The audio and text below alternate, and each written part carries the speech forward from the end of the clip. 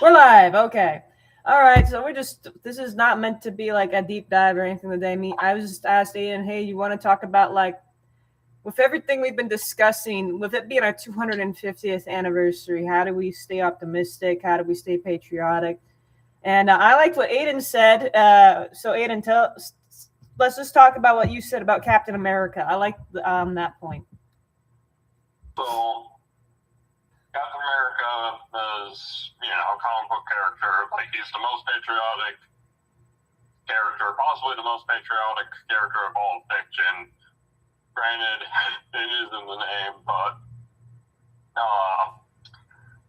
his stance has always been to be not loyal to the government, but loyal to the American dream. Yeah, the idea. Yeah, and then I watched this thing on. It was Robin Williams. Robin Williams gave the United States flag, a voice. And he was saying that when you salute the flag, don't see it as saluting the government, see it as saluting yourselves. And I couldn't agree more, because it's like, you could kind of just go ahead and say that every government out there is corrupt. And I was talking, I was telling you the other day that it's like, well, if you were to look at the whole world as one big spawn point, if this is like a video game and you are randomly spawning somewhere, you are way more likely to end up in China, India, or Africa in the last 100 years than anywhere else. And I would much rather end up in the United States in comparison. And I know I just said Africa, it's over 50 countries instead of one continent. But if you think about it, comparatively speaking, there's over 8 billion people on the planet, and only about 360 million of them live here in the United States, and a lot of them immigrated here. So the odds of you just being born here are substantially low. And then I look at how women are treated in other countries and all these other countries I just mentioned, and I'm like, yeah, it's a good thing I was born here, because China and India still have a huge issue with female infanticide. And so there would have been a high probability that I would have just been killed on sight if I had spawned over in India or China. So I like that. I like being in the United States, and then there was one guy I was listening to, all these different people giving their opinion on the 250th anniversary of being, the United States of America, and also whether or not they were patriotic and if they were proud to be American. And there was one guy who was like, yeah, it could be better, but where's better? And it's like, dude's got a point. For most people, better doesn't really exist. Now, for some people, it could. Like my best friend, whom I grew up with, she ended up doing missionary work in Australia and then later Mexico. And then she got married to someone in Mexico. And I thought that was, I thought it was great for her. But it was kind of interesting because she chose to stay in Mexico, and she came up to visit recently, but now they're going back to Mexico. And I'm like, it's kind of interesting. It's like, I agree that not everyone that was born in the United States probably should stay here, because just like a lot of people who are not born in the United States want to come here and live the American dream, a lot of people who are born in the United States want to go elsewhere. And I think if you feel like that, then you should absolutely just start looking into it, because I moved to a totally different state. I moved to a state that was more aligned with the lifestyle and the values that I had. And this is why it's in our Constitution, have freedom of movement, but it only applies to really the country itself. It was so you're allowed to move between states freely. And I like that concept, because if you're born in a state that doesn't reflect your values, or you don't mesh well with the community, you have the freedom to move to another community, to another state that does support your values, that does accept people like who you are. And if you feel like you don't belong anywhere in the United States, then you're probably going to want to look elsewhere. And there's nearly 200 countries in the world to choose from. And so you might want to just start doing research, because in my mind, it's like you only got one life to live. I've heard it be said, don't stay where you're ignored, go where you're celebrated, I think is the saying. And I went, I decided I would do that, because I was just like, I didn't want to be in a state where I felt like I didn't belong and I wasn't going to thrive. So I just moved. And it was the best decision I ever made. But so yeah, what else do you have to say on that? Because I've been going on my own little rant for a minute. Oh yeah. Let's see.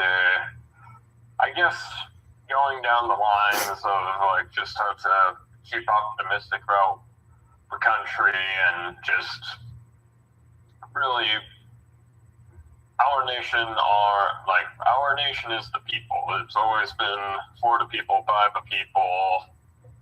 That's Well, it always has been in word, but not necessarily in practice. And I think that's something that has made a lot of people upset with it because it wasn't always like that.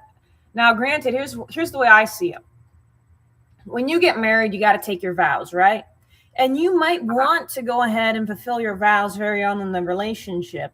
You might think that you're going to be great in this relationship. You think you're going to treat your wife like she's a queen. And then you get into the relationship and it's not what you thought it was. And next thing you know, you're not living up to your vows because you were not ready for marriage. And now you're like, oh, shoot, this is not what I thought it was going to be.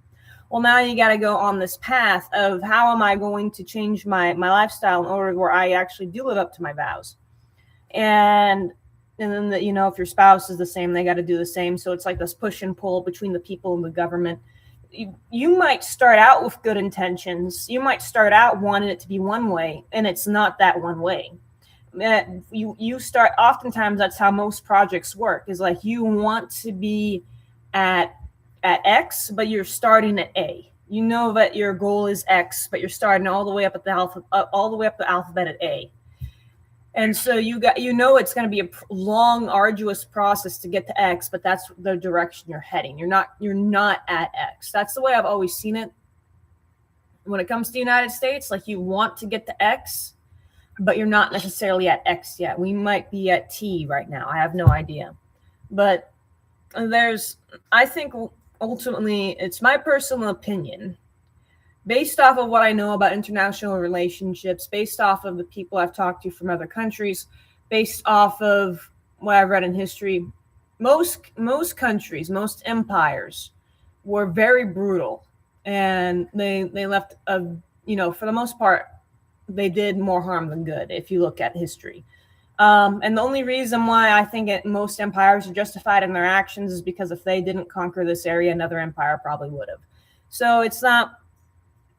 I look at the United States and I think we did a lot more good than previous empires. I'm not saying that we didn't mess up a whole lot, but we did do a whole lot more good than previous empires. Now, to the topic at hand, since this channel was made because of the Epstein files, it's like, well, we know that our entire government is in bed with Epstein to some capacity. Like we found a handful of people amongst representatives. I'm sure once I go through the senators, it's going to be a crap ton of senators. We know our current president was hanging out with them. There's allegations of him, being with a few other presidents, most certainly Bill Clinton. So Epstein was in bed with Trump and Clinton for sure. These are two very prominent presidents within our lifetime. Actually, just my lifetime. I think you're a little young for Clinton, but two presidents within my lifetime were in bed with Epstein, and then if Hillary had won, she also would have been an Epstein file person. So it's like you're saying about Captain America, you got to be there for the people. But how do you stay optimistic when you know that everyone who's above you, in terms of mainly in federal, pretty much everyone who's above you at the federal level is pretty much corrupted by the Epstein files. Or at least that's the way it looks right now. Like, what do you do at that point where you're like, everyone, the people who run our country are a bunch of pedophiles? What then? Well, as the old saying goes, be the change that you want to see. Yeah, but how? I can't, if I ran for president, I took a political science class, and he explained like how difficult it was to run for public office. And my thing was running for public office. I don't want to, because anyone who runs for public office makes a lot of enemies, and they're like hated. And I'm like, I've already been hated by a lot of people for no reason. I don't want to run for public office and give them any reason to hate me again. it's like you are going to be an enemy no matter what if you get into politics. That's the thing I don't like. I don't. So it's like, how do you elect someone who is willing to put up with that, but is also willing to do the right thing? And I think it's pretty much impossible to have a good person be president, because you don't get to the top by being a nice guy. I don't think any of these people who have ran within our lifetimes, I don't think a single one of them were good people. Mitt Romney, a good example, he ran against Barack Obama. I mean, he's turned out to not even be much of a conservative himself. So it's like he's running for a party he doesn't even hold the same values as. And then on the other side, you got John McCain, who I think he was accused of committing war crimes. Like, he did something where everyone was upset at him. So John McCain was the first guy to run against Obama. And so it's like, well, it's like the old saying goes. It's like whenever we vote, it feels like we're voting for whoever we think is the lesser of two evils. And so and that's why Trump won, I think, the first time, is like Hillary was so obviously evil. She had what was the one where she had I remember the one where before she even got all that political, she basically laughed in the face of a 12-year-old who was raped by an adult. Which goes, this is before she gets into politics all that much. It's like she defends a pedophile and basically suggests that the 12-year-old was asking for it. This is a real story about Hillary Clinton, and that's just like in her early days of doing anything. This is back when she was a lawyer. And so, and then she was she lied about being attacked when she was in a helicopter. And the guy who was, I believe, was the guy who was flying the helicopter, who was like, no, that never happened. And when I heard about that, I'm like, well, of course he's going to come out and state that, because he looks bad if he put a public official, a political official, in danger. He's going to look bad if he puts, I can't remember if she was Secretary of State or just the first lady at the time this happened, but she had some sort of political position. I'm like, if you put a political position, someone who's got a high-ranking political position in danger, you look like you did your job wrong. So it makes sense that he would come out immediately after she claimed that they were being shot at and say, no, that never happened, because it makes him look bad. And so she made somebody look bad, and she made it look like she was being attacked when she wasn't being attacked. And then I believe that of course, there's the Clinton files, all her emails that got out. And it's like, well, why did they get leaked? If some people are like, there's no way she's just this stupid that would allow them to get leaked. So maybe there is a purpose for around the lack of security around the emails. But maybe she was just that stupid, and she was just a silent generation with the Gen Z technology, and she made a bad mistake. It's hard to tell with these people. But that's why Trump won the first time. Is like, Trump never came off as a good guy to me. But everyone knew for certain Hillary had done some stuff that she wasn't supposed to do. And that's ultimately why she lost. Kamala had Trump was a clean plate. Hillary had tons of skeletons in her closet. Yeah, Kamala wasn't a clean plate per se, but she didn't have as nearly as terrible. Talk about Trump. Oh yeah, Trump. I thought you said. She got some weird stuff. Like, I think it was back when she was a prosecutive attorney or something like that. Oh, you're talking about when she sent prisoners to go fight wildfires, and she literally extended their stays so that they could fight wildfires? She didn't let them go free. She didn't let people in prisons go free. Now, comparatively speaking, that's not like the worst thing in the history of mankind, but that's still bad. Once again, not necessarily the worst thing in mankind, but she also was hypocritical of arresting people for drug charges, also known as just them having marijuana, when she herself was using it recreationally. Yeah, and then Trump was literally pardoning grandmas because they had been put away for life. I remember there was this one lady, she had been a grandma trying to make ends meet, and she sold weed, and she'd been put in prison basically for life, and Trump pardoned her. So yeah, it's like Trump was the more pro weed, pro cannabis candidate if you look at the actions. But it's like, it just goes back to, like, Trump's still in the Epstein files. Clinton's still in the Epstein files. Doesn't matter which one you're talking about. And so it's like, you want to, it's talking about being the change you want to be in the world. It's like, how is that possible when you know that there's this huge gatekeeping up at the top? Oh, yeah, which I think that's part of the flaw of just how big America has gotten, because, originally it was, you had the 12 colonies or 13 colonies. Can't quite. It's 13. Remember, 13? Yeah, it was 13. And then, it expanded westward. And at some point, it's like, it's no longer 13 communities coming together and, rallying behind the guy that they thought was best for the job. It became, okay, we got this guy from the West Coast. He wants to run for president, and, you got a guy from the East Coast, and then, some Midwestern dude.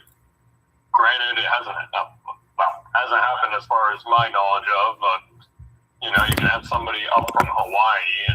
No, that was Obama. Obama was Hawaiian. Okay, so Obama was the Hawaiian president. He was the first Hawaiian president, and it was a huge deal. Yeah, he was He was born in Hawaii, or at least that's the narrative that we're told. Of course, there's the whole Kenya debate, and I'm like, look, this all was over before I could even vote, so I don't really care anymore. And he wasn't in the Epstein files by any meaningful capacity, but we know he's on good terms with both Clinton and Trump for some weird reason. Like, have you ever seen that footage where they are at, why am I drawing a blank? That was the one president who passed away, and he was like, Jimmy Carter. Have you seen the footage where it's him and Kamala, and they're at it's Trump and Obama. They're at Jimmy Carter's funeral, and they're sitting there talking to each other. They're smiling like they're old buddies. And then Kamala shows up, and then they both give each other a look, and they stop talking. And she sits down right behind them. And then they're like whispering to each other. And it's like, there's something going on here. What? Seems like they're towing the party lines. I don't think they're towing the party lines. It's just like, we got the two guys who wanted to become president versus, like, the one person who didn't become president. But it's also, I think there's something to be said that I've listened to a lot of different people say, like, once you become president, there's like this mutual understanding between you and past presidents, because there's no other job like it. And so a lot of them end up being friends, irregardless of their differences. And this is something a lot of people, especially like middle class, I think middle class more than any other demographic, which sucks. Middle class, lower upper class, is that people will literally, for lack of better words, shit talk each other. They'll shit talk each other in public, but behind closed doors, it's like they know they're good buddies. And that's kind of like people respect there's a certain level where people respect other people for towing their own lines. I guess so, like maybe what you're saying, but that's the idea of like, hey, we Trump said bad things if you're Obama, it's like Trump said bad things about me, but I respect him because he was able to become president and achieve all these things. And Trump's like, Obama said some negative things about me, but you know what? He was president, and I now understand like how difficult it is to be president and how difficult it is to have people say certain things about you. So I'm going to respect him. I think there's like this mutual respect that goes on. And it's like I've said before, Dr. Hausner, he said, all these people are friends behind closed doors. So, it's one of those things where I'm going to take off my hat. I was trying to be patriotic and wear a hat. I love it, but I give up. Yeah.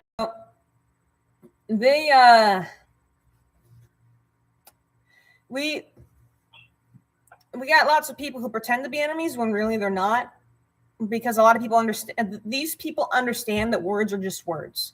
They're not actually serious about what they're saying so much as their actions are. I think that's what it boils down to. But, and it's all one big club, and we're not a part of it. That too. Rabbit hole to go down, because in some weird ways, isn't it, all presidents are somewhat interconnected by, granted, Oh man, there's a lot of weird stuff. Granted, I don't know.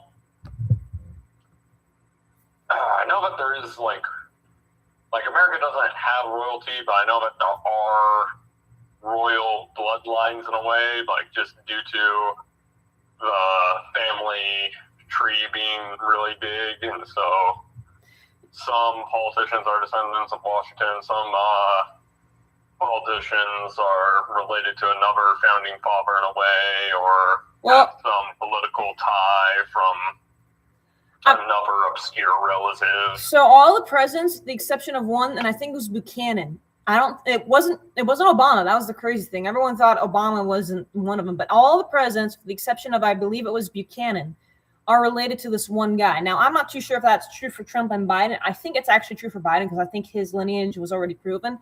I'm not as positive about Trump, and I know his family moved here relatively recently compared to most of our presidents, but then again, it's like, how many people did they have married into the family? But there's this one guy who came over on the Mayflower, and he had a bunch of descendants that became president.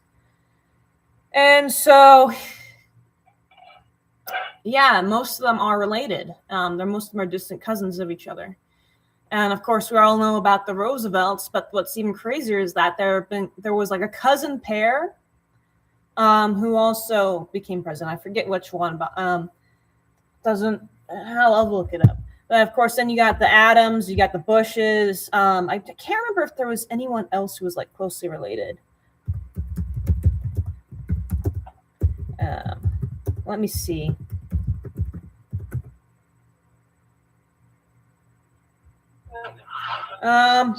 James Madison and Zachary Taylor were second cousins, whereas Franklin D. Roosevelt and Theodore Roosevelt were fifth cousins. Wow. So the Roosevelts weren't even that closely related, which makes sense why Eleanor was able to marry Theodore. No, not Theodore. Eleanor Roosevelt married Franklin D. Roosevelt, and Theodore Roosevelt gave her away at the wedding. And they're fifth cousins. That's interesting to think about, that everyone's staying that close. And so, and then apparently Franklin D. Roosevelt is distantly related to 11 other presidents, and then you can go to all the way to like 43 or something like that. Yeah, one kid figured this out. Let me see. Are all the presidents related? No, I want to type in, are all the presidents?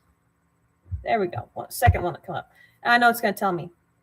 Almost all presidents share a common ancestor and distantly related in genealogical research, including a wide publicized study by a student and her grandfather found that all presidents share British or European roots and are descendants of medieval English royalty such as King John. The only notable exception to this royal ancestry is the 8th president, Martin van Buren, whose heritage is entirely Dutch. So basically, we've been having the British rule the whole time. Yeah. So it doesn't say that it was that Trump and Biden are not included. Now, I don't know if they can added them in and figured it out. I don't think so, because I feel like this has been a topic that we haven't, explored as of recently. But out of the 46 presidents, out of the 46 presidents, 44 are related by blood and 2 are related through marriage. So who the heck is not? Who the heck is by marriage besides Buren? It's either Biden or Trump. Well, that can't be Trump because he married Melania.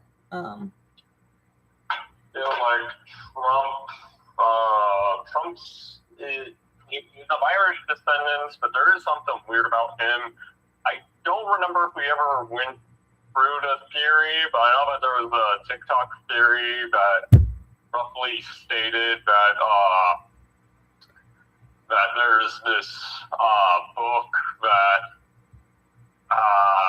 basically describes Trump's life, and it was like authored by Trump's uncle or something like that. All right, so I got something here. This is what it says on Quora by someone called Rebecca Winter. I have all of them due to my Scottish and Dutch, English and Irish ancestry. Van Buren is a ninth cousin, ninth generation away. Trump is a 13th cousin. JFK is a 10th. Obama and Clinton are distant cousins. George Washington is 12 cousins, 5 generation away. Adams is a 10th cousin. Jefferson is a 14th cousin, and so on.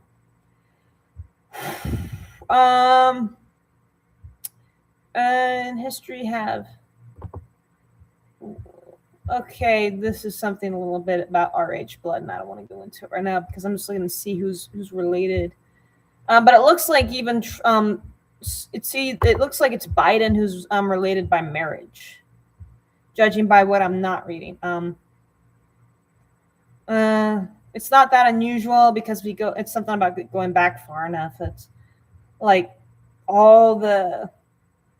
if you have so many founders, because there wasn't a whole lot of people who came here initially back in the 1600s, and then they would have married in with all each other and had kids, and then slowly as more and more immigrants come in, they would all marry and have kids with each other.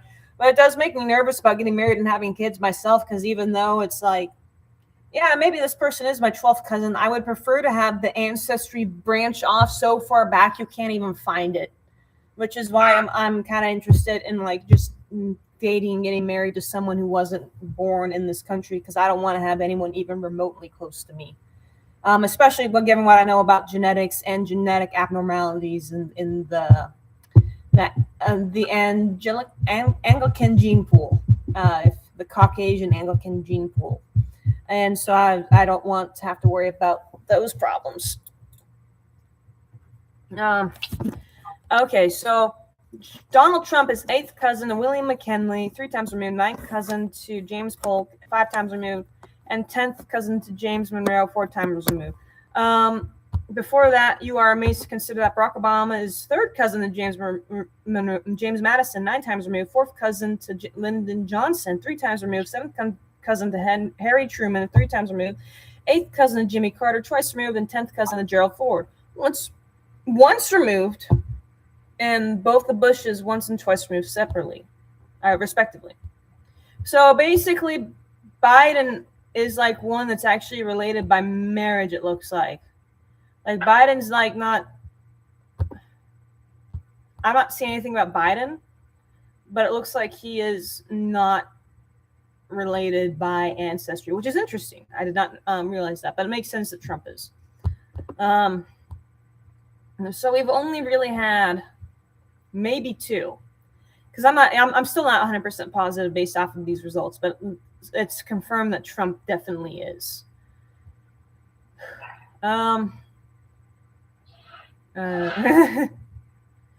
of this stuff in here. All right, I'm gonna give up and stop that for now, but it's very interesting, like how everyone is related, and they're all descendants of the King John of England. Wow.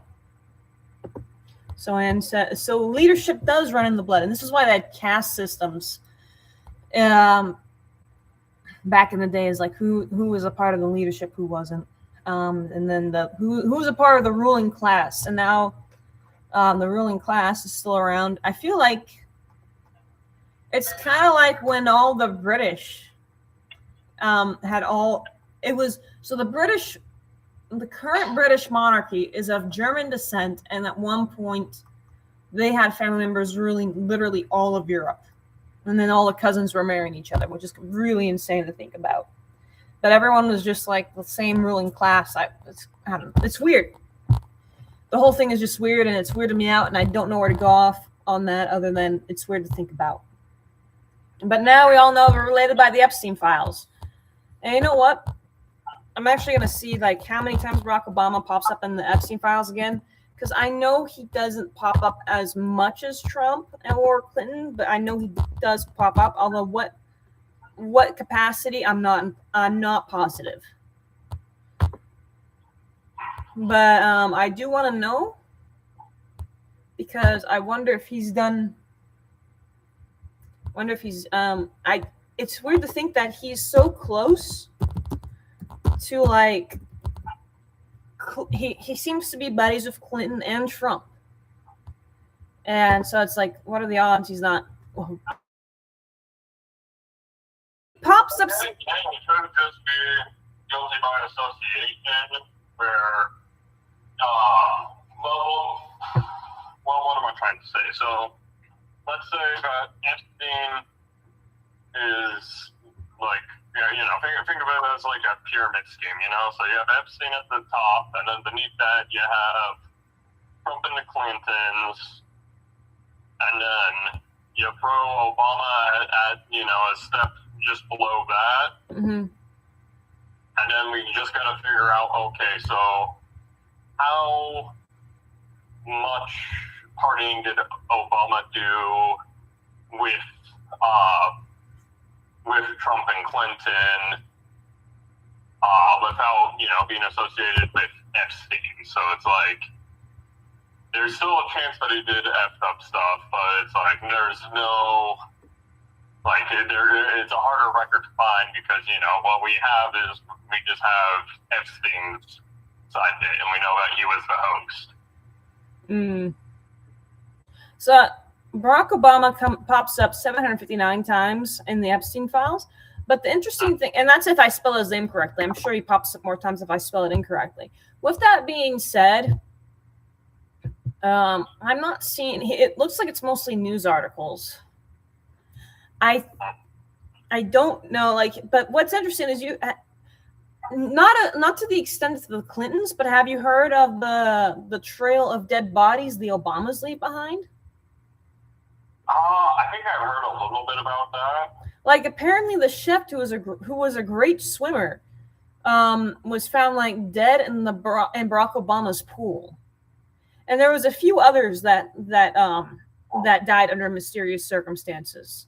And it's like, how many people do you have to have dying under mysterious circumstances in the wake of one family before you call psychopath or whatever? Yeah. Them and the Clintons, they both seem to leave a trail. Especially since great swimmers typically don't drown in private pools. No. Yeah, and I don't think the pool is even that deep. Yeah, it looks like these are all what I have so far. Just news articles. You need to hear more about the circumstances around it or at the final judgment. It could have been a freak accident, the guy got drunk before hopping in. Yeah, but there was other ones that died in the wake. Yeah. But, not all of them give you coincidences. Mm-hmm. Let me see. I'm gonna look this up. I'm just curious. There's Tafari Campbell, Obama's family personal chef. This is, by the way, this is AI from Google. I'm not gonna be bothering to read anything too official this time around. We're just talking about being patriotic and the corruption that we have in our government, but wanting to stay patriotic and proud of being American either way. So here we go. Tafari Campbell, the Obama's family's personal chef, died on a paddleboard accident. Okay, I got that a little off.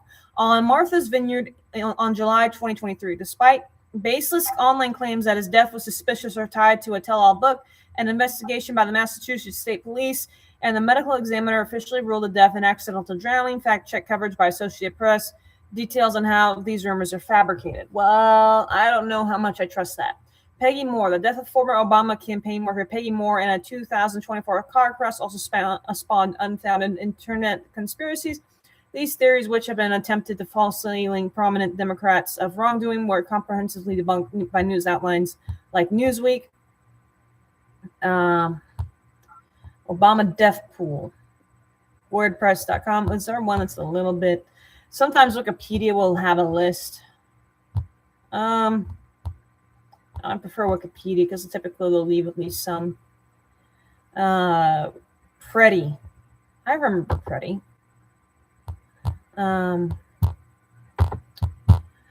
So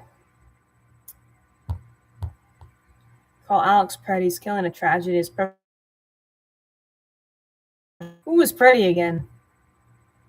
The name sounds familiar, but I don't remember its significance. Alex Preddy was a 37-year-old nurse. It was immigration officers. Okay, that was the one where I think he charged the immigration officers, but I can't remember. But yeah, I think he's the one that they got on footage charging them and they shot him. So I remembered the name, I just can't remember that. Yeah, the rumor guard. What does the exploited by? I don't know. I'm getting weirded out with by some of these sites that keep popping up, but I don't know how many. I don't think any of them are all that reliable. And the problem is like, I would have to go ahead and read like the initial autopsy report. And I had heard, I'm just going to look up his name. I had heard this, but one particular guy, Tafari Campbell, I had heard he was a great swimmer. So that was like why people thought it was a mysterious death, is like, he's a good swimmer. And the Obama Foundation. Okay, I'm just going to look it up. I'm just going to look it up because I don't want to keep looking. A swimmer, second one that pops up. No head trauma or suspicious. This is WHSV. No head trauma or suspicious circumstances of drowning of Obama's chef, police say. This is WHSV3. The drowning death of former President Barack Obama's personal chef on Martha's Vineyard this week is sparking a frenzy of false claims on social media as users share conspiracy theories and baseless speculation about what happened. Many are suggesting without evidence that Tafari Campbell died under questionable circumstances, claiming he knew how to swim and was in calm, shallow water. Others are sharing patently untrue statements, such as that he was found with head injuries or was equipped with a life vest. But Massachusetts confirmed on Wednesday that Campbell didn't suffer any head trauma, nor was he wearing a life vest, and there's no evidence the death was suspicious. They say he lost his balance while standing on his paddleboard and struggled to stay afloat when he fell into the water. Water safety experts also stress that even among strong swimmers can drown, regardless of the type of water they're in. Here's a closer look at the misinformation circling around the deck and the actual facts. Claim he suffered butt first trauma, and they're saying that he didn't. And he was he was paddleboarding. The other paddleboarder who witnessed the incident was not Obama, a former First Lady Michelle Obama, nor the couple's two adult daughters. The state police confirmed, so it wasn't them that saw this. Participant told the family, which had long vacation at the resort off Massachusetts, had been elsewhere Sunday evening. I won't comment on where exactly President and Mrs. Obama were, but they were not at the White House or with Mr. Campbell that evening, he said. I'm not. So, I'm just looking for the claim that he was a good swimmer. Okay, so he didn't. Okay. Facts. Water safety experts told AP none of these factors would necessarily prevent someone from drowning, a tragedy that often occurs quickly and silently. Someone online are pointing to a video on Campbell's Instagram account that shows a man swimming laps in a pool as evidence that the chef was an able swimmer.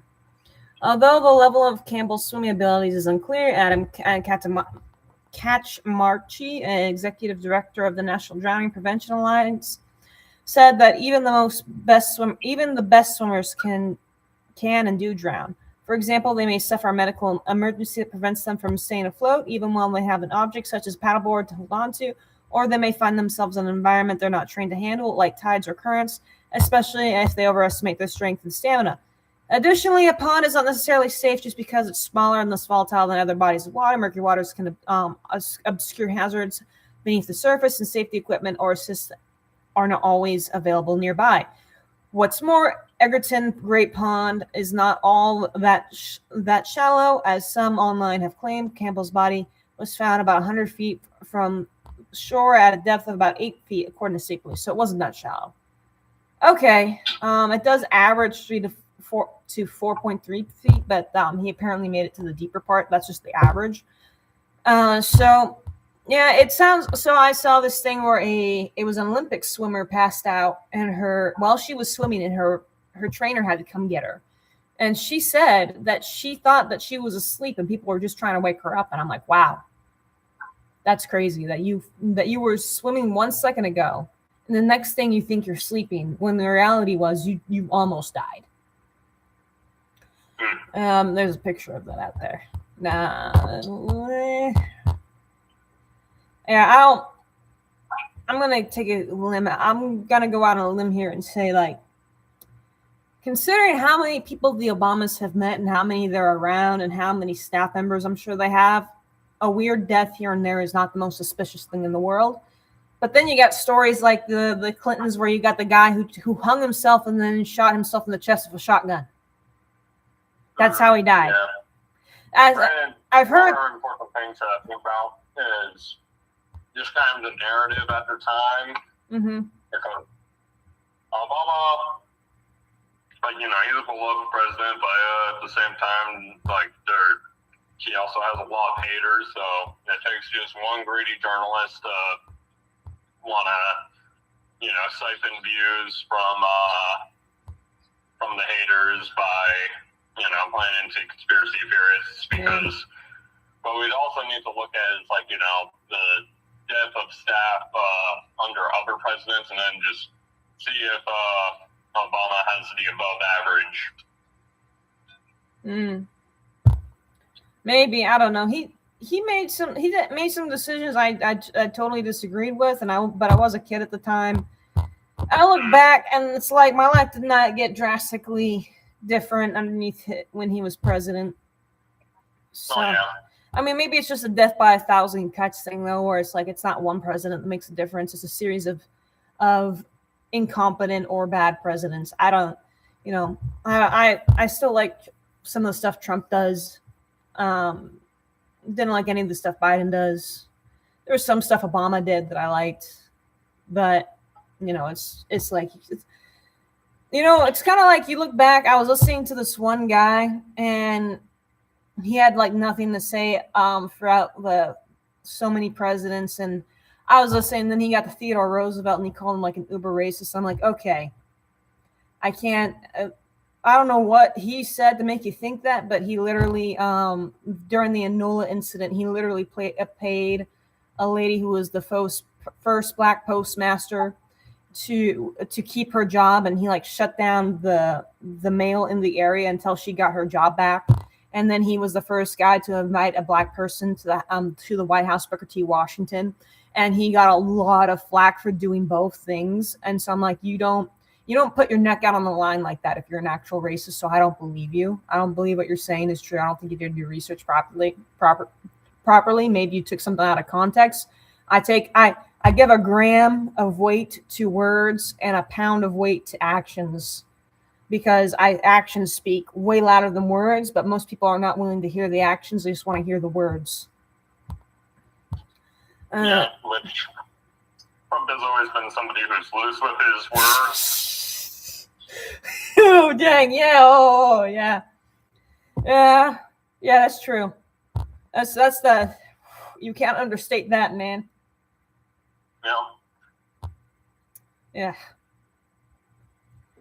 Oh, boy. For sure. I'll say the first name that comes to mind, and just snowball that until he has his word salad put together. And I think what's going to happen is what always happens, is that you and me, you know, all the boomers are going to slowly die off, and you and me are going to get old, and we're going to look back on most of these people somewhat fondly. Even though they did bad things, because, you know, we weren't the ones who voted them in for the most part. And we weren't the ones who saw the change as much because we were kids or we were very young. And I think we're going to look at the next generation of presidents more harshly. And then it's going, that cycle is just going to keep continuing. Or we come to, I don't think, well, actually, no, I think the youth will always hate the presidents of old. And then as they get older, they appreciate them more. It's just going to be this continuous cycle where it's like we're just going to, everyone moves the goalposts, everyone moves the frame of reference. and then which presidents are hated and which ones are loved is going to be constantly changing. Something I don't think people consider is like how difficult it is to be a leader, even though it takes a lot of corruption to get up there. And with that being said, they're still all pedophiles. So, who's the one that which was the famous superhero? Was it which is the one that goes around killing pedophiles? I know you know this one. I can't remember. Well, first one that comes to mind is the Punisher. The Punisher. Isn't there another one that's like even darker than the Punisher? Darker than the Punisher. I know that Spawn definitely. Yes, the one I was thinking about was Spawn. I was thinking about Spawn. He's the one that's known for like having uber dark comics. And the writers, I remember watching this thing on the writers, and the writers are like, let's just write a guy that destroys pedophiles the way we want them to be destroyed, and we'll just make this commentary around pedophilia and how we want all these guys to just have the worst possible deaths imaginable. And this guy's going out for vengeance.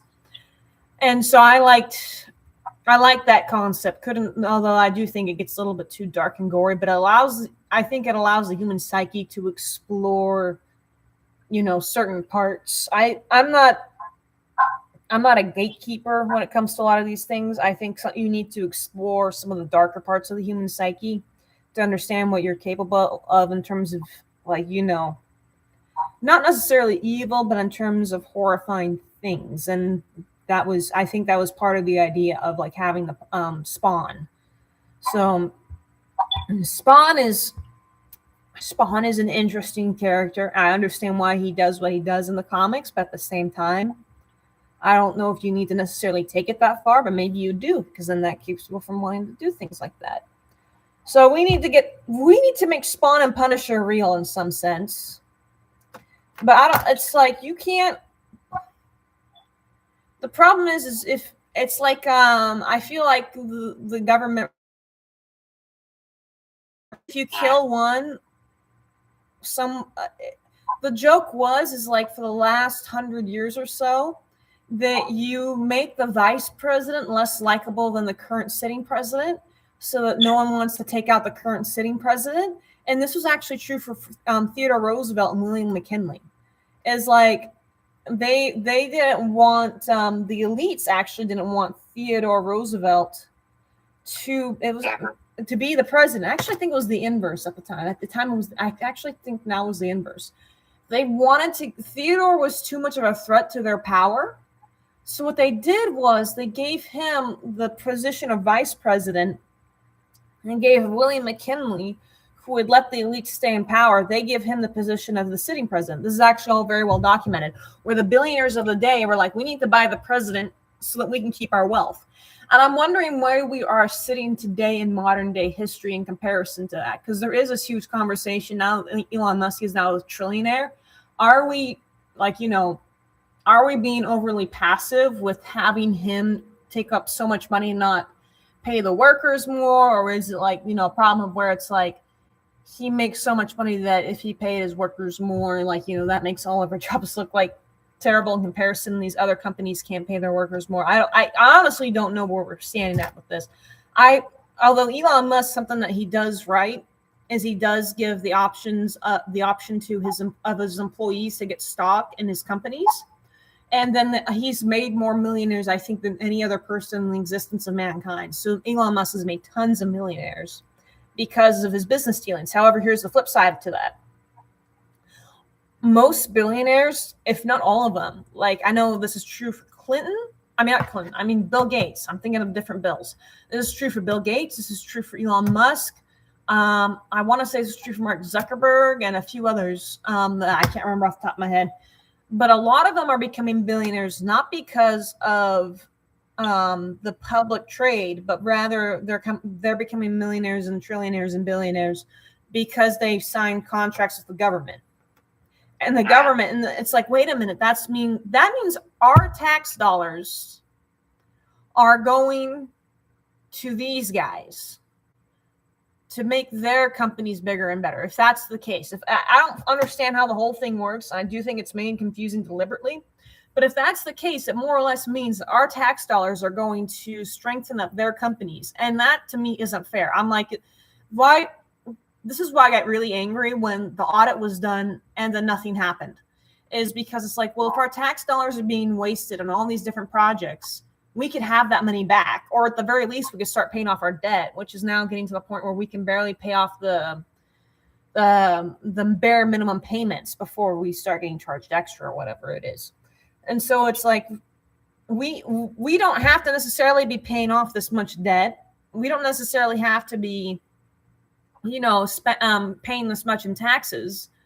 But when the audit was done, nothing happened. And then who's the money going to? It probably is going, we're making all these contract deals with all these billionaires, and now Elon Musk is a trillionaire. There's probably a few more trillionaires out there. This is going off of Forbes. So I don't want, my life is great. Like, compared to the women throughout history, my life is as good as it's ever been. But at the same time, I understand it when people complain, and not saying like it could be better, but I do understand like there is this level of corruption that needs to be dealt with. And I love being an American. I love living here. I love what I have. I'm very appreciative of what I have. And my concern is not so much like making my life better at this point, but my concern is, will I lose the life that I have, and will my children, when and if I have them, if they're going to be able to enjoy the freedoms and the privileges that I have in the next generation, because we're starting to see things stagnate. Healthcare, education, and housing at record all-time highs, and compared to the average income, if you adjust for inflation.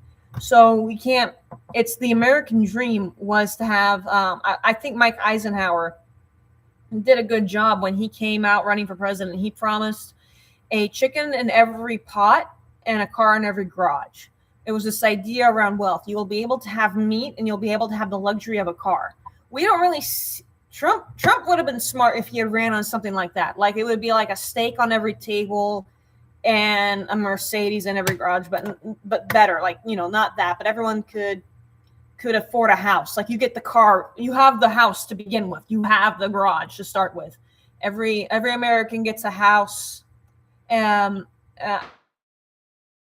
Be so good that every American can afford a house to have cars in the garage. But now we don't have that, and then the education system's totally failed to where even if there is a way to get around that, I don't know if the average person can comprehend it. Have you heard about the theory of the age of empires? The seven stages. There's 7 stages. So, I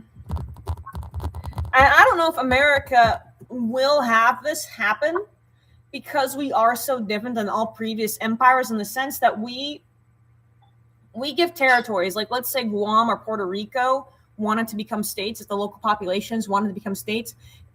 There is a way to do it. Like 2/3. I know that 2/3 of the population have to want to become a state. And Hawaii actually, though, bypassed a lot of the previous regulations to become a state. And that was due to certain kingdoms, because there are multiple kingdoms in Hawaii. And they had varying opinions on whether or not they wanted to become a state, but it didn't matter. The United States wanted Hawaii to become a state for their own various reasons. And we are where we are with Hawaii today, for better or for worse. But there is a way. If you are a territory in the United States, you are protected by the United States, and you have the opportunity to become a state and have the same representation in Congress that all other states have. It does mean, I do believe you have to pay more in taxes, or you have to pay taxes, and I think you have to sign up for the draft. I could be wrong. I just know that the rights are different. So the 7 stages of empires.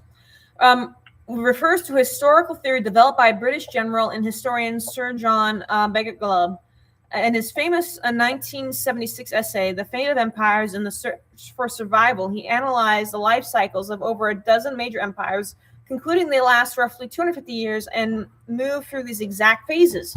So 1, the age of pioneers, the outburst. Adventurous, courageous individuals break away to explore, settle, and secure a new region, driven by an onward focus and survival instincts. Think of the Louisiana Purchase after, during Thomas Jefferson being president, after we had been a country for about 40 years. And before that, we were settling down the East Coast of the United States. So then you get the Age of Conquest, expanding military and political power as the new society establishes dominance and gains new territory. So that would be more of, at this point, that would be manifest destiny. Although there wasn't as much military so much as there was just, but there was still some military intervention with the natives. The Age of Commerce. So this would be in the United States, the industrial era, I believe, and also the development, the post-Civil War. The industrial era, the age of the train, and stuff like that. So Age of Commerce, the empire turns its focus to trade, innovation, and wealth creation. Merchants rise to positions of high influence. The Age of Affluence, great wealth, prosperity spread throughout the populace, but material success causes the collective to focus on the shift from duty to luxury. So this is where, so sometimes I've heard that the stages don't always have to be in exact order. Our affluence as a nation, I think, got started right after World War II because we had just gone everywhere and blew up everything. And then on top of that, we were expected to fix everything. So we gave out all this charity money to go fix up Europe. And then we also did the same thing with Japan. And then we had NATO. We basically are NATO. And then all the way into, like, I would say American culture having influence on the world probably peaked in like the 80s when you had Michael Jackson, Madonna, Whitney Houston, Prince, Star Wars. What else can you think? Comic books. Comic books were having a boom in the 80s, right? That was like a bigger thing in the 80s. No, I'd probably say that the most popular that American comics has been, I would probably say, is the current day, just really? due to the popularity of the MCU. Around the 90s, that's when the comic book market crashed. That sucks. Okay, so here we have. So then there's the Age of Decadence. Yeah, I think that then there's the Age of Intellect. So there's fourth age is the Age of Affluence, which I actually think overlaps with the Age of Intellect. I think they happen more or less at the same time. The empire's wealth funds academics, arts, and philosophy intellectual begin to question dominant narratives and legitimacy of the empire's institutions. So the reason why I say the Age of Affluence and intellect overlap is because you started to see people question the narrative in American schools when it came to the monkey trials back in the 50s. And then you also see this is when you also had the hippie movement back in like the 60s and 70s, and they're questioning the overriding narrative of the government. They're going up against, they're fighting Vietnam, they're protesting the Vietnam War, and then the hippies later became a lot of the people in academia that you see today. And so then we also we went to the moon. That was the Age of Intellect. And we also had the Ayn Rand writing her books, Atlas Shrugged. And we had, what else? I also believe it was in the 50s, that Fahrenheit 451. And then you have, what else? There was a lot of famous books that came out. To Kill a Mockingbird. And I know I'm forgetting tons of other famous American literature that was coming out at this time. I'm just trying to make sure I'm not attributing it to the wrong time. But there was a lot of American literature coming out and questioning narratives, and there was a lot of the order of things, and it was like challenging the status quo of the time. And so that, I think the Age of Intellect greatly overlaps the Age of Affluence. They were kind of more or less happening at the same time. You also had all these advances being made in medicine as well. And then they had, lobotomies, unfortunately, were a thing during the time. That was not intellectual. Oh, my goodness, please. Oh. Whew. And then the Age of Decadence, the pursuit of money, entertainment, and pleasure becomes the primary focus. So this definitely started in the 80s. when we had the last, we had the great economic boom of the 80s, and then right before 2020. And so those are like our last two really big economic booms. I remember when I was a kid, and also the 90s. The 90s were very economically prosperous because that's when you had the computer industry come in. And so this was actually the first time that you saw the economy bloom without there being inflation. And as a result, prices were going down while income was going up. And so people were phenomenally becoming wealthy at this time. And because you didn't have to worry about doing as much work to achieve as much luxury goods.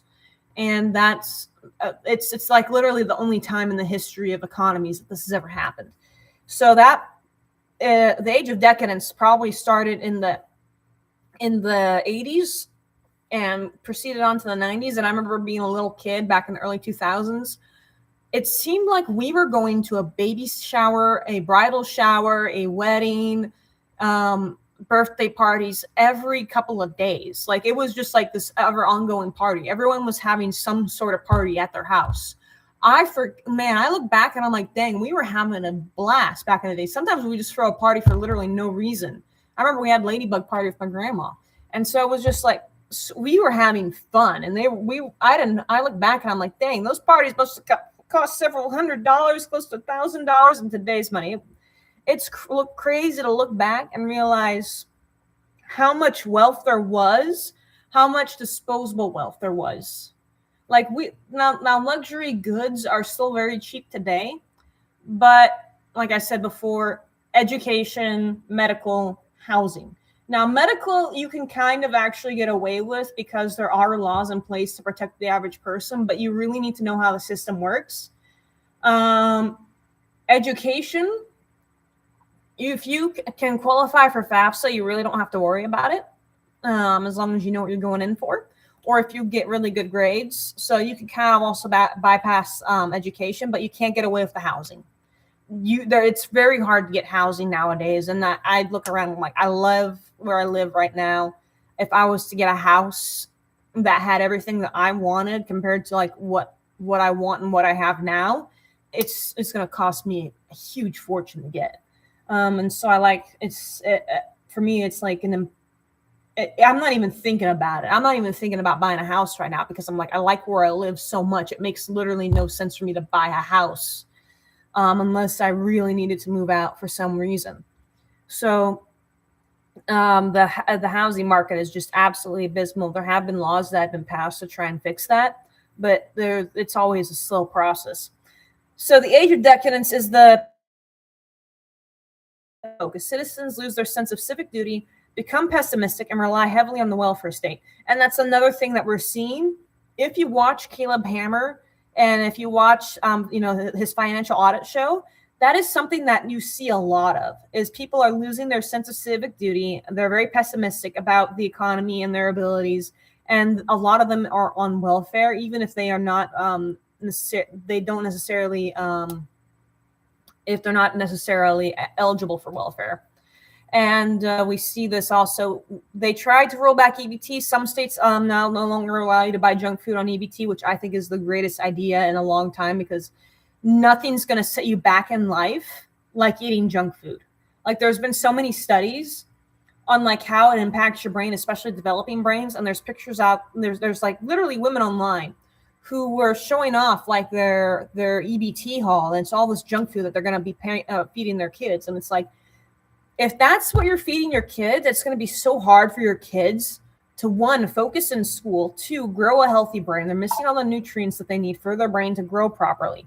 There's been countless studies about how important it is to eat your fruits and vegetables and your protein, especially if you're a kid.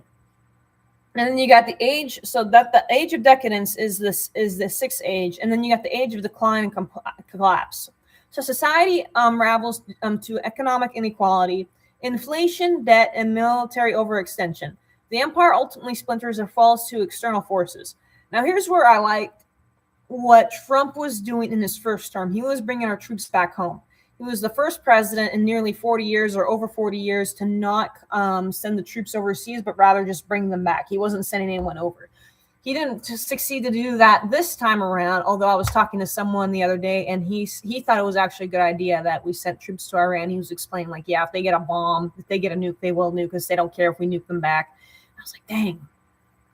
I don't know. I don't know how I feel about it now, but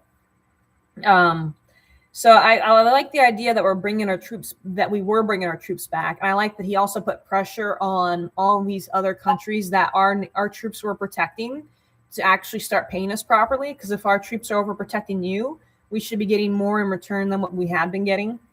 And then we have, let's see, economic inequality.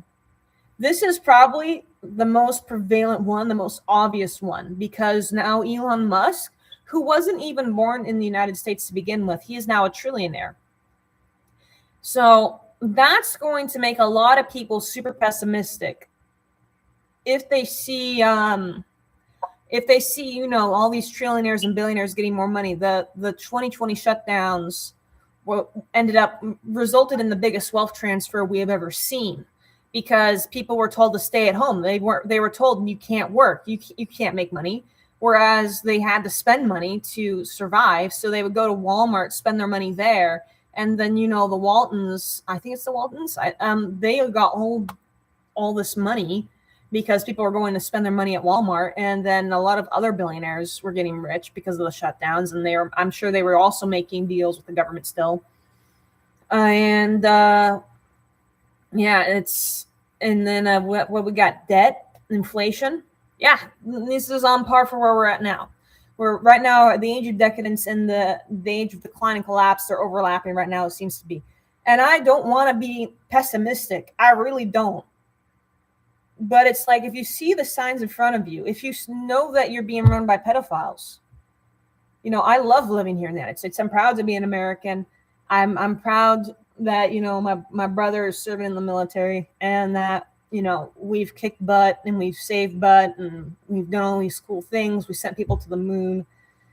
And we are probably, when it comes to multiculturalism, we are successful. I've yet to read about any other country to be as successful when it comes to multiculturalism as the United States. There is no other country where you have people from all around the world coming together and living in harmony. Like, I live in a complex where I've seen people from literally all around the world living, and I've not seen any issues. And I talk to my neighbors, and we all, so far, no problems.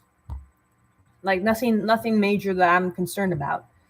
But will it end? I think that's the question of the 250th anniversary.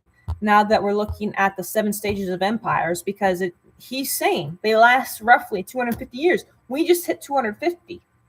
So how do we, 1, stay together as a nation? 2, how do we stay patriotic? 3, is there a way to fix this? And my personal theory is the best way to fix this is we literally take over, the populace would literally have to take over the election. We can't just simply allow we can't allow public on a mass scale. It has to be the local citizens. I know people are probably going to say, well, we already have that where you can volunteer. And it's like, yeah, for some of them, yeah. But I think when it comes to counting the votes, you need to have people from both parties there to count the votes, and they need to be on good terms with each other. And I think we also need to completely remove everyone from office, everyone from state government up. If it's like city government, if it's county government, I don't think that's a big of a deal. I think, when it comes to local, I think when it comes to your day-to-day life, I think local elections are more important. But I think when it comes to getting rid of the pedophiles and fixing the United States government, I think we have to get rid of everyone from state government up. That's where I stand on that. Do you have any commentary on that? Yeah, sounds about right. Yeah. What would Captain America do? Would he just go ahead and shoot the president? No. He wouldn't shoot the president. What would he do? Well, It's high. You could have the head 2 more appear. I feel like how do how do you burn the whole Hydra? Because ultimately, that's what they had to do. They had to burn in the traditional Greek literature. They had to go ahead and burn the stumps. You have to burn the source. Yeah, which. That definitely needs to be something new. Like, I don't know how to go about such a revolution, but basically it needs to be revolutionary. I think the only way we can, I think we have to take another page from the Indians, like we did with the civil rights movement, which we have to do this as peacefully as possible to overthrow the government. I think we just remove and get people who are completely new, maybe even just anoint random people, just give them a crash course in politics, and then be like, here, you're not a leader. I have no idea, but it's like, I don't like how the boomers are trying to save face for Trump. That's something I don't like. I'm kind of fed up with the boomers because they're trying to hold on to this rose-tinted look of the United States that has never been true. And I'm glad that the boomers are patriotic. They love the country, but at the same time, I feel like they have a tendency to really overlook some major problems.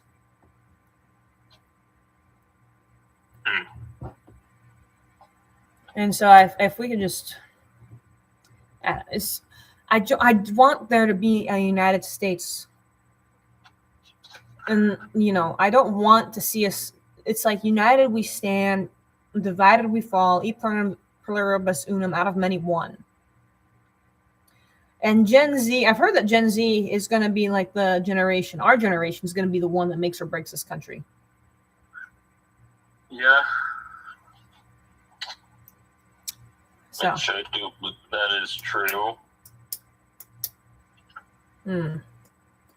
Like,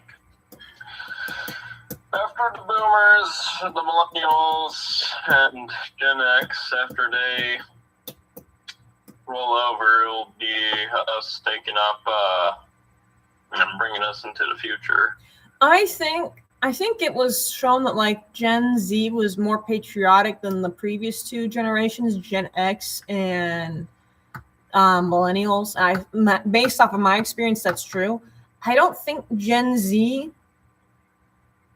I think Gen Z is disillusioned because the goalpost keeps moving for them. It's like, go to college. Well, you go to college, you get out, you got 20,000 plus. And that's like being generous. It's like you got $20,000 worth of debt. You can't pay it off because you can't find a job. The job you can find, it pays you enough. Is not the job you want, and it's not the job you went to school for. And you were working the whole time while you were going to school because your student loans were not enough. And then you're in the workforce and you can't, even though you're working your butt off, you can't buy a home. You try and start a business and you find out that you're not meeting all the, you're not paying the right taxes or something. And, they just keep moving the goalposts for how to be successful in this country. And it's like, as soon as Gen Z gets there, they realize, oh, well, this is BS now. I did that. And another thing that I think we're going to start seeing is, like, I know people are like, go to trade school because there'll always be people in trade. Well, the problem is of trades is that while they're definitely easier to get into and they definitely pay all right, they fluctuate a lot. The income fluctuates a lot because a lot of people, like, let's say plumbing, the average plumber is making like $100,000 a year or something. Let's say the average plumber is making $100,000 a year. Well, that's because a lot of people didn't go into plumbing back when they had the opportunity to. Well, then they find out that they can make $100,000 a year if they become plumbers. So a bunch of people enter the plumbing industry and they become plumbers. Well, now there's a whole lot of plumbers out there. It saturates the market. Now, instead of the average income being $100,000, it's now $50,000. And so it's like, that's a much more volatile market, I think, as opposed to like you become a doctor and you're just constantly getting paid hundreds of thousands of dollars a year. And so I think that's the problem with going even into the trades or like, you get fired for something dumb because you couldn't start your own company because there's like, I do like what one of my mentors said, and that was, if you can, I haven't gone to grad school yet, but she's like, if you can finish grad school, you can start a company. So gives me hope that, starting a company is not the hardest thing in the world, but it does take a lot of time, money, and energy, especially time. If you don't have the money, you better have that time.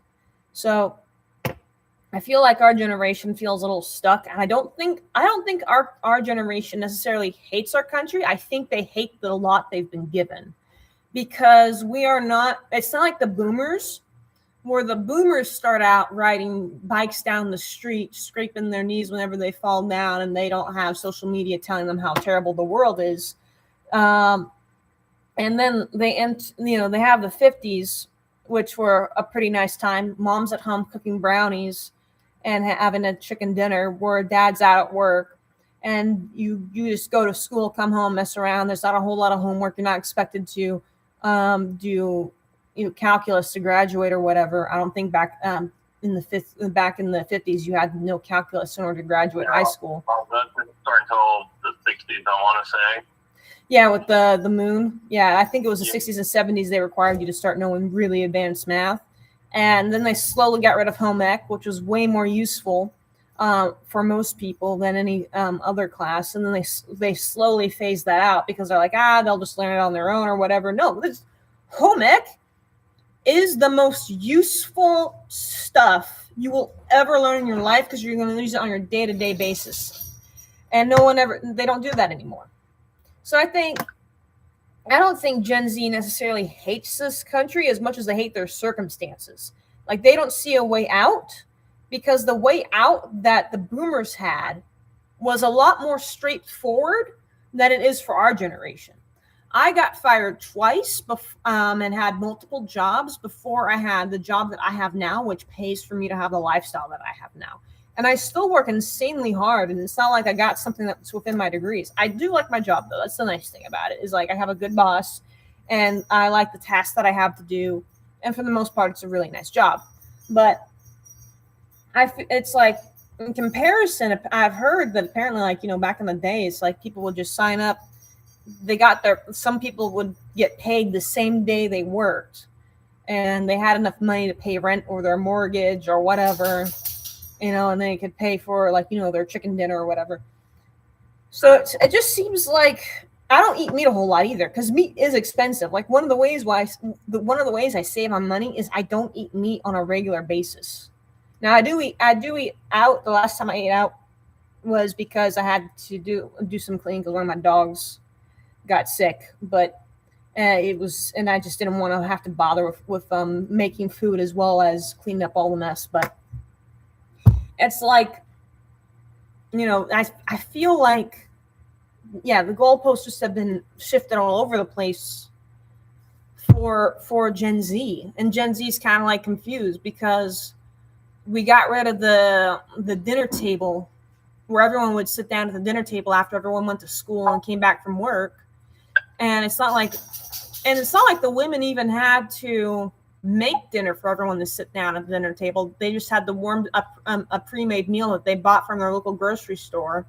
And even that's not happening anymore. So I don't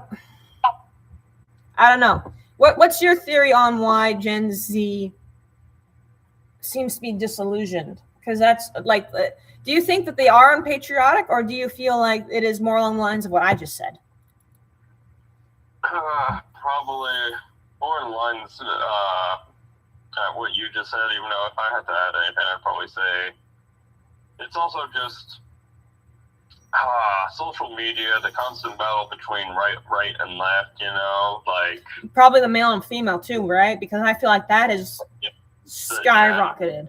Sometimes it's as simple as, we got our own things going on. Like, why think of the group as a whole when you as a part have your own struggles? So you don't really think, okay, how can I fix the system to improve my life? It's, okay, I'm just going to improve my system to get ahead. Yeah, you have to focus on the individual at this point, because things are just so, like, I don't think the thing is like, that's my personal experience with being in groups.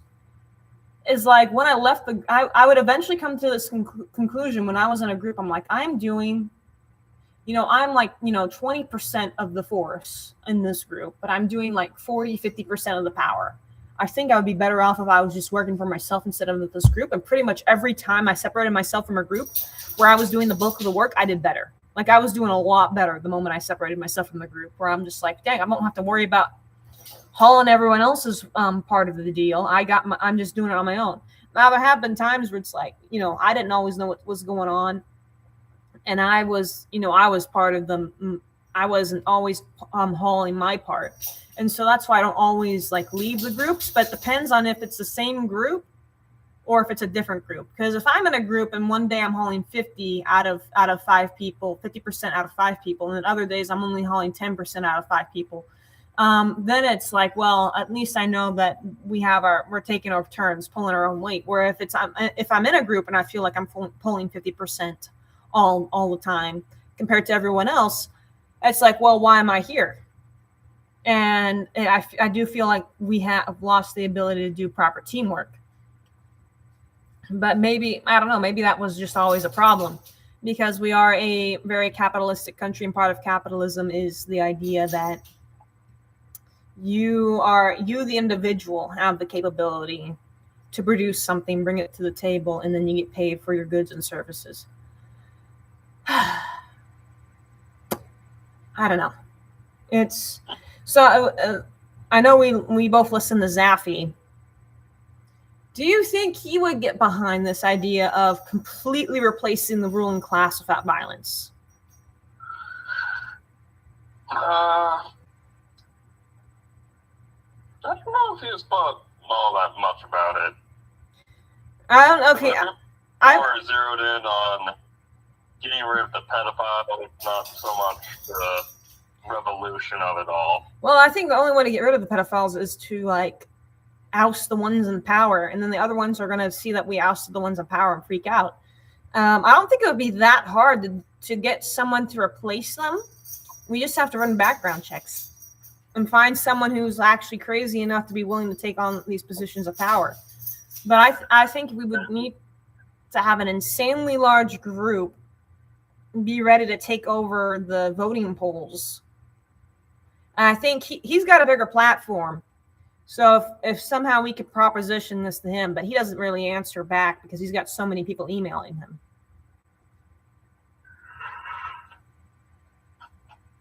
But that's the only way. That's the only way I can see us getting out of this, because you can't just go around killing people. Now, we have due process for a reason in this country. Even though it doesn't always work, we have due process for a reason.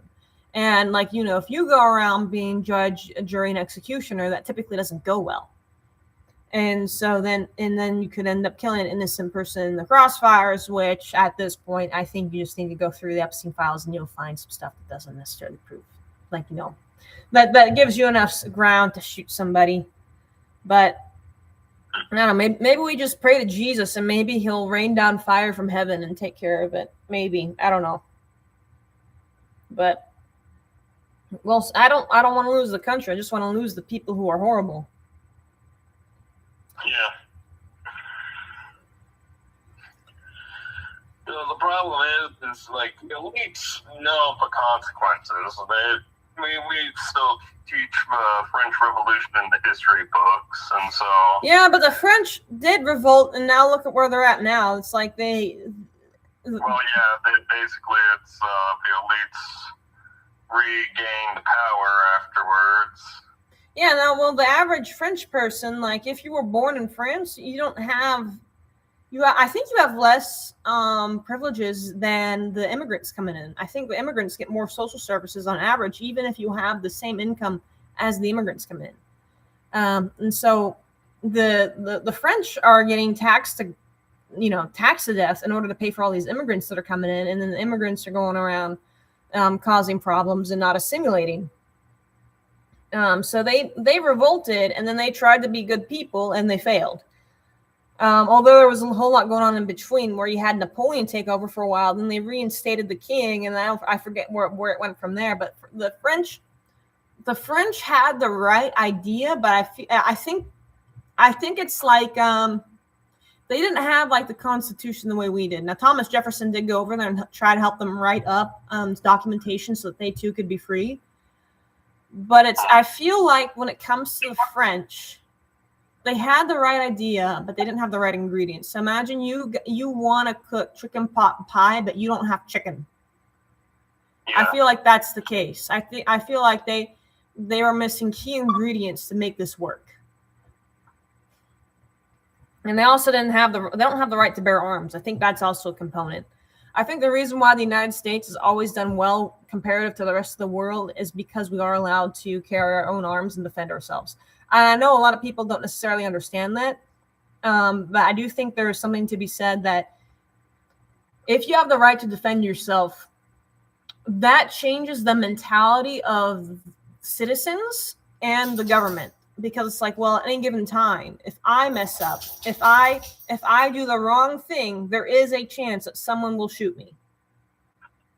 Whereas if you're in a country that does not ensure that right to self-defense, I don't think that mentality exists. I think it's like, well, I can just go ahead. They might try and fight me, but because they don't have a gun, the odds of them being able to kill me are significantly less. So, for example, if someone attempts a rape on a woman, there is a 33% chance if she doesn't have a gun of it being a successful rape. If she has a gun, that drops to like less than 3%. So you've reduced the odds of getting raped by over 90% if you have a gun. Like once you're attacked, like once you are attacked and you have a gun, your chances of getting raped drop by over 90% if you have a gun on your person. So I think that's that's a good example of that. And the aftermath of rape, if you read about like how it has an impact on the body and PTSD and stuff like that, it has a long lasting impact if you go through something that traumatic. And so then the trauma is also that has a big negative impact on you. And if you're not at your 100%, you're not able to give your 100% to your community around you. And then that's going to have overall an impact on the rest of the country if enough people go through that. But, already enough people are going through that, and that needs to stop. And that's why we need to get rid of these elites who are up in the power and are pedophiles, and they need to be shot and killed because they killed off the victims. Why is Virginia Dufresne dead? Who killed her? We don't know. Got hit by a bus, died a few days later from something else. All this stuff is very convenient. This is why I have, when you told me about the child sacrifice one, I'm like, I might believe this, I might not. It's so hard to tell if anyone's, like, if this is just the police doing a good job of making this guy look like a non-credible witness, or if this guy, was a plant to make everything look less credible, or if he was credible and they just got rid of him later because there was only that one report that I could find about. Ooh, great. Now I just thought of a new rabbit hole. Oh, great. Probably see how many mentions of the police commissioner or, whatever would be like the main officer that they would bribe, which I guess that would be a really massive rabbit hole because we would need to essentially canvas how many years that Epstein was alive from the times of the victims, and then try and narrow it down to whatever officer or commissioner that Epstein had on his payroll to do such cover-ups. I wonder if the officers mentioned. Well, we've been talking for nearly an hour and a half, but let's take a look at this. I wanted to talk to you privately after the video anyway, so let's take a look, though, at the... Do you have the file again? Because I didn't eat that one. I did write it down, but I don't know. I'll literally find it in just a minute, because I know it's... Reels have buried it since then. I know I have it in one of my videos. I know it's here somewhere, so just give me a minute. Let's see who can find it first. I got it. So just give me a minute.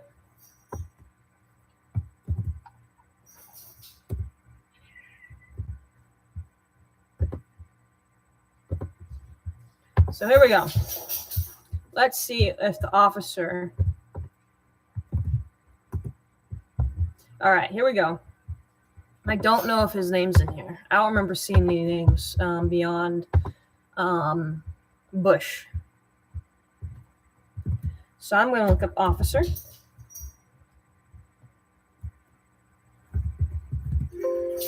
There is no officer. So, yeah, there is no Officer Bradley or Officer Gilligan or whatever.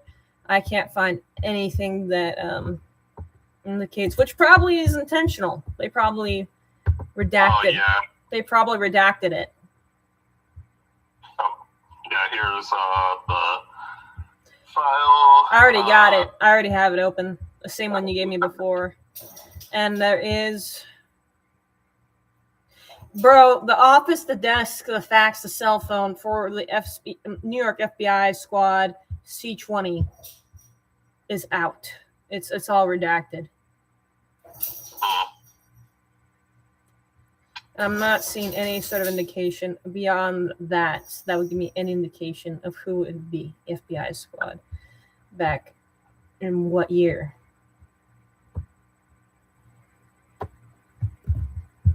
Let's see. Oh boy. In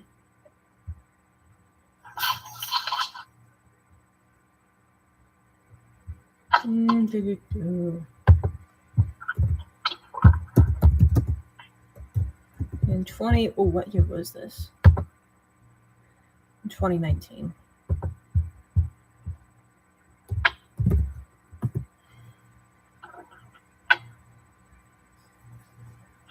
It doesn't tell me,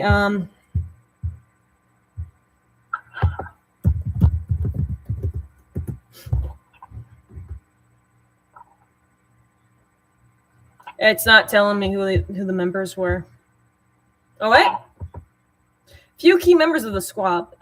Daniel Messino, task force. Okay, Daniel Messino, a special agent assigned to Squad C-20 who investigated the heinous crimes of collaborative NYPD counterparts. By the way, this is all from the... We're going off of the one that I read out, the file I read out, like a week ago. It's EFTA 00147661.pdf. My dog keeps shaking, so I don't know what's going on with him. If you hear that, no idea why he's doing that. He might have gotten water on himself. No, I'll talk to you in a minute. So anyways, let's look this guy up.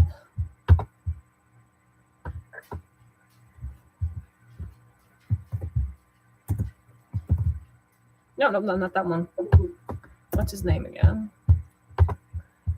And actually, Danielle, that might be a girl name.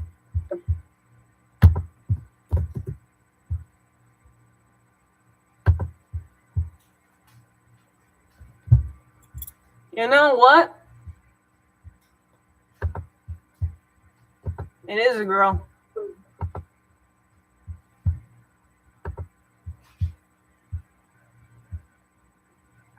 There is the United States versus Daniel Messino and the Department of Justice. Executive Office for Immigration Review of the Chief Administration Hearing Officer. So, this does not have a file number.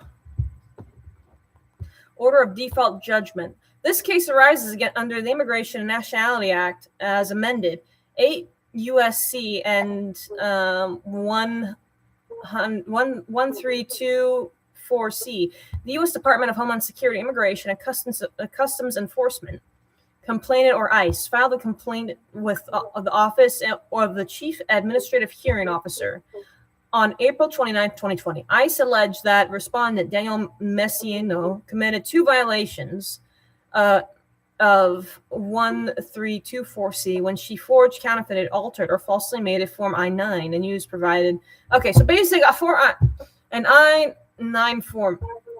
I believe that is taxes. And used to provide a social security card and a driver's license lawfully issued to a person other than the respondent. Form I-9, which I just want to make sure I'm not getting. Yeah, it's an employment issue. But what this means is she is not a reliable witness or a reliable person. I can hear my voice echoing on your side. It's driving me a little nuts, to be honest. Let's see.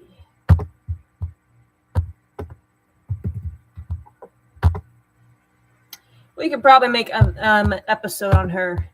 Let's take a look, because I don't want to keep talking too much longer. Nope, her name's not in here. Her name's not in the Epstein files. Yeah. Not her. So let me see who else is on this. Task Force Partners, the squad federally operated on Joint Force Task 2019, worked alongside the NYPD, the Detective Bureau on Child Exploitation, Human Trafficking Task Force. I-9 form. I know I'm supposed to know what an I-9 form is. For anyone listening, I know I'm supposed to know what an I-9 form is. I am just getting hot and I'm getting tired because I've been talking for like an hour and a half. And I know it has to do with. I know it has to do with taxes. You know, I'm going to look it up just specifically in case anyone listening doesn't know, and then that way we know forever.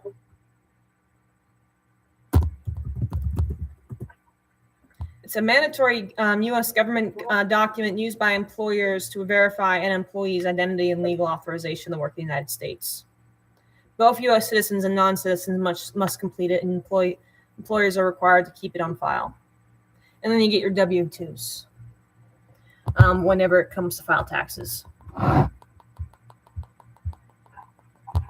Anyways, I am hot, and I don't know why. We have been talking for over an hour and a half.